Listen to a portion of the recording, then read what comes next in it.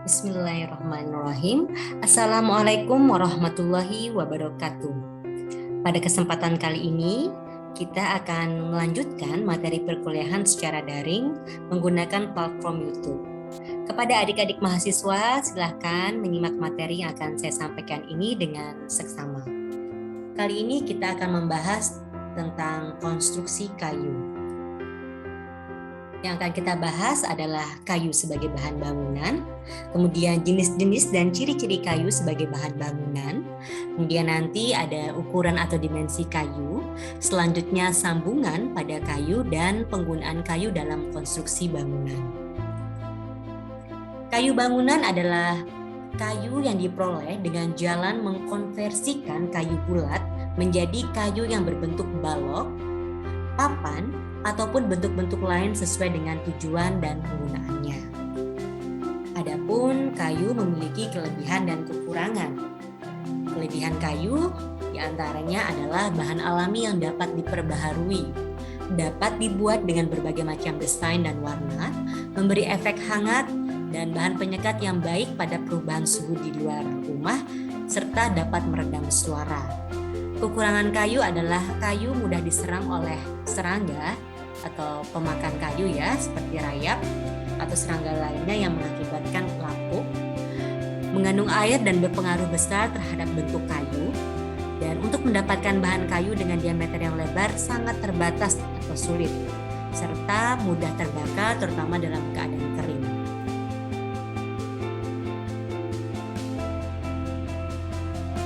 Syarat kayu sebagai bahan bangunan yang pertama, mampu menahan bermacam-macam beban yang bekerja.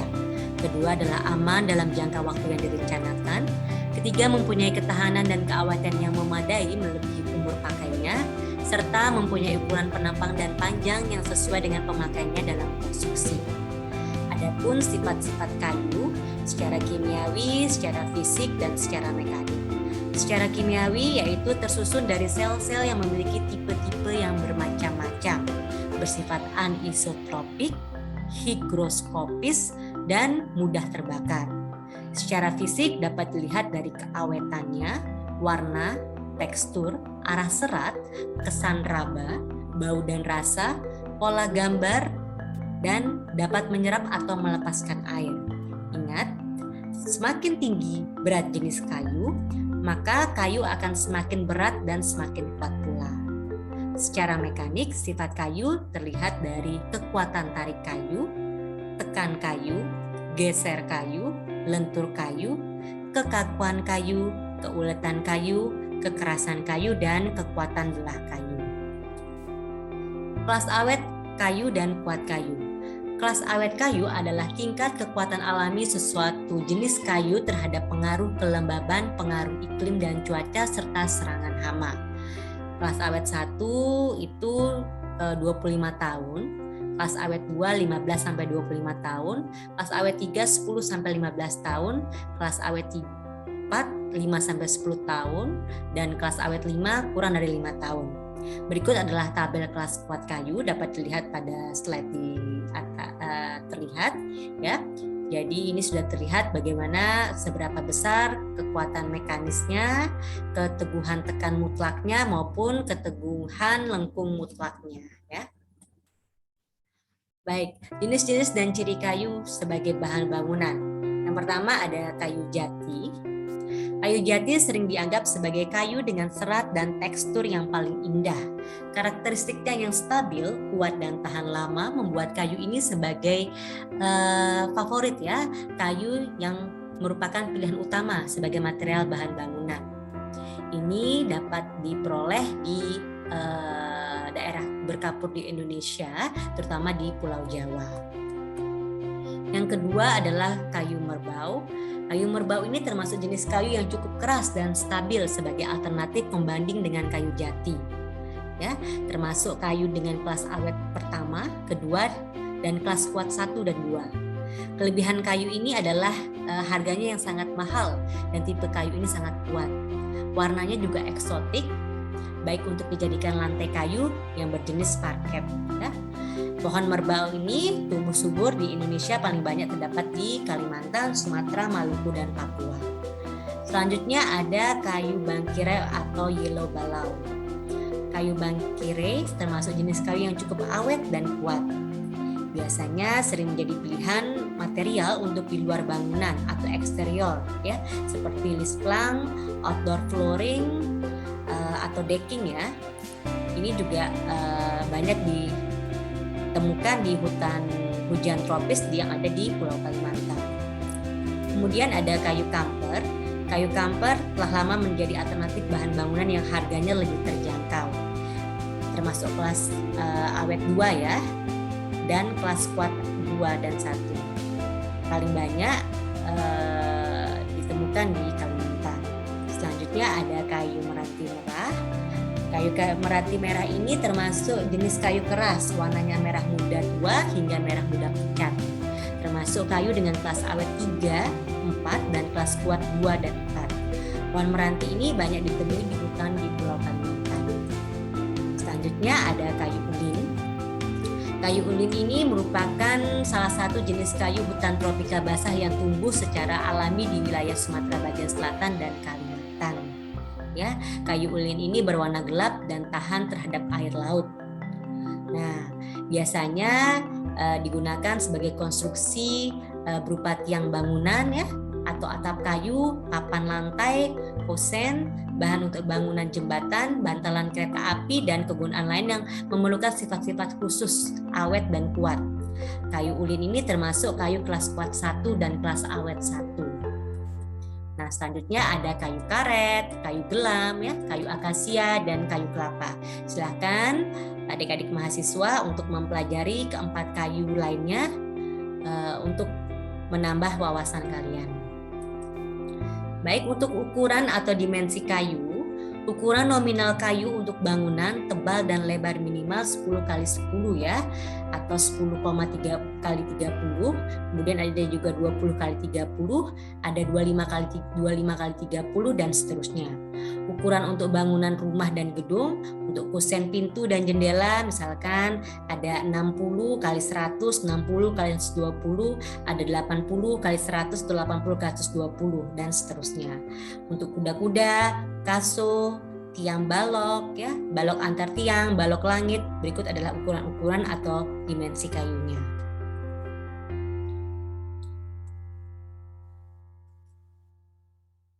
Misalkan seperti ini, ya. Ini adalah kayu ukuran 6 x 8, kayu ukuran 8 x 12, ya. Kayu ukuran 4 x 8, ya. Ada juga kayu ukuran 4 x 20, ya. Ini ada juga kayu ukuran 4 x 12 seperti ini. Dan kayu reng, ya. Yang ini adalah kayu reng untuk ukuran 4 x 6.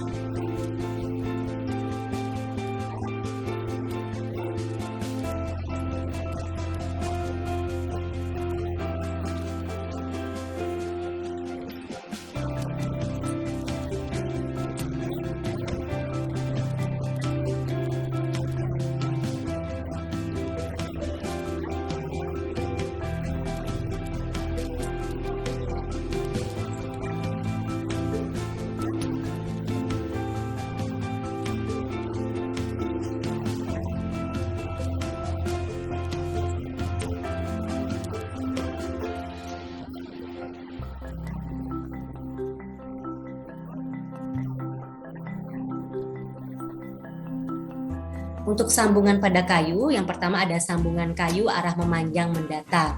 Sambungan memanjang ini terdiri dari sambungan mendatar dan tegak lurus. Ada 7 ya, sambungan bibir lurus, sambungan bibir lurus berkait, sambungan bibir miring, dan sambungan bibir miring berkait, dan sambungan memanjang balok kunci, sambungan memanjang kunci jepit, dan sambungan tegak lurus. Oke, kita akan bahas satu persatu untuk menambah pengetahuan tentang konstruksi kayu. Dimulai dengan sambungan bibir lurus dulu ya. Nah, jadi sambungan ini digunakan bila seluruh batang yang dipikul itu misalnya balok tembok ya, ini ya. Pada sambungan ini kayunya banyak diperlemah karena masing-masing bagiannya ditarik separuh kayu. Misalkan seperti ini, kemudian disambungkan seperti ini jadinya ya. Ini terdapat di balok tembok. Nah, ini juga pekat, masuk seperti ini. Kalau bagian lurus, bagian atasnya seperti ini. Nah, kalau digambar, ukurannya segini ya, setengah-setengah, 2 sampai setengah ini semuanya. Kemudian yang selanjutnya adalah sambungan bibir lurus berkait ya. Nah, ini juga seperti ini. Sambungan lurus berkait ini digunakan bila akan ada gaya tarik yang timbul. Nah, jadi di tengah-tengahnya seperti ini digunakan akan pakem seperti ini. Kemudian juga ada sambungan bibir miring seperti ini. Dibentuk seperti ini pahatannya untuk diterapkan seperti ini. Ini 2-3H. H ini tinggi ya. Digunakan untuk menyambung gording. Biasanya ini untuk menyambung gording pada jarak 2,5 sampai 3,5 meter yang dipikul oleh kuda-kuda. Kemudian ada sambungan bibir miring berkait ya, seperti ini. Sambungan ini diterapkan juga di gording yang lebih panjang antara 5 sampai 10 cm dari kuda-kuda. Dan tentunya berjarak 2,5 sampai 3,5 meter. Jadi ini kaitannya seperti ini. Rumusnya 2-3H seperti ini. Ada juga sambungan memanjang balok kunci jepit ya, balok kunci jepit seperti ini. Jadi nanti akan terlihat terjepit. Kenapa dibilang seperti menjepit? Jadi ini ya, seperti terlihat pada gambar. Kemudian ini adalah sambungan memanjang balok kunci. Ya, ini mungkin sering dilihat ya pada konstruksi kuda-kuda. Ini untuk menyambung kaki kuda-kuda. Ya, seperti di sini. Bisa ditarik, geser maupun ditekan. Jadi kedua ujung balok yang disambung ini harus saling mendesak rata. Nah, jadi di atas akan aman kuda-kudanya. Kemudian ada sambungan kayu arah memanjang dan tegak. Nah, sambungan ini biasanya digunakan untuk menyambung tiang-tiang yang tinggi, di mana dalam perdagangan ya persediaannya sangat sulit didapatkan dengan ukuran yang diinginkan. Ini. Jadi seperti profil baja ya, ini profil baja T, profil baja I, disambungkan akan menjadi seperti ini. Biasanya untuk bentukannya ukurannya itu 2L, 2 panjang L-nya yang ini. Jadi nanti becitannya seperti ini. Nah, untuk penggunaan kayu dalam konstruksi bangunan bisa kita lihat seperti lantai flooring ya, mozaik parket flooring ini seperti ini. Jadi parket ini adalah bahan penutup lantai permanen dari papan kayu. Ya, karakter parket ini ya memberi kesan hangat ya, dan tentunya alami. Kemudian dapat meredam suara tentunya. Selain itu pemasangannya juga mudah. Banyak dipakai di restoran ya, villa-villa, butik, studio ya. Parket ini tersedia dengan ukuran macam-macam ya. Ada 10 x 9 x 1,5 cm, ada juga lebih panjang 90 x 9 x 1,5 cm. Ya, macam-macam. Penggunaan di dinding juga seperti ini. Sangat terlihat asri ya, alami sekali. Memberi kesan hangat. Digunakan dalam pembuatan kolom juga seperti ini, kolom tunggal, kolom ganda, maupun produk-produk kolom laminasi seperti ini. Di rangka atap atau kuda-kuda juga digunakan kayu. Ini untuk konstruksi rangka atap seperti ini. Untuk rumah panggung juga menggunakan kayu. Rumah tradisional maupun rumah modern sekarang juga menggunakan, banyak arsitek-arsitek yang mendesain rumah modern dengan konsep menggunakan bahan kayu. Nah, tentunya sudah dilaminasi dan sebagainya. Baik, kita simak video berikut ini.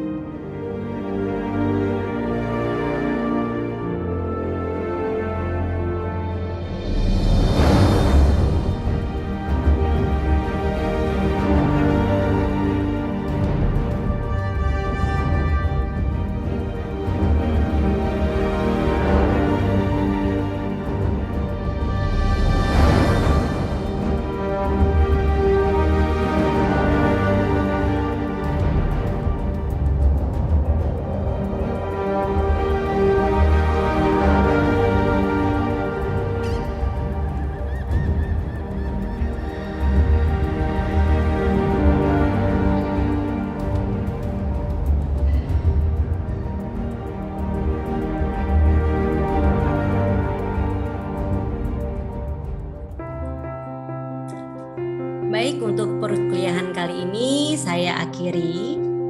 Terima kasih, silahkan mengabsen pada moles Anda masing-masing. Saya tutup, sekian. Wassalamualaikum warahmatullahi wabarakatuh.